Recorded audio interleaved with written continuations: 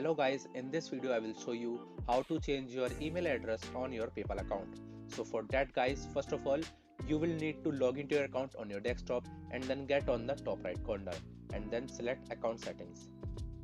Now get on your left side and scroll down. Now select accounts in owner information. Now you guys can see the email category. Select its update button. Now select this edit button, and here you guys can see we are sorry you cannot edit your primary email address. So as you can see guys that we cannot change our primary email address. If you have multiple email addresses on your PayPal account, then you can change one of them right here.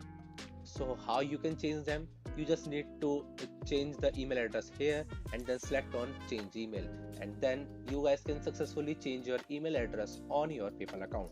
So that's how you guys can do it, and that's it for the video guys. If you find this video helpful, then make sure to share this video with your family and friends, and also subscribe to our channel for more such content.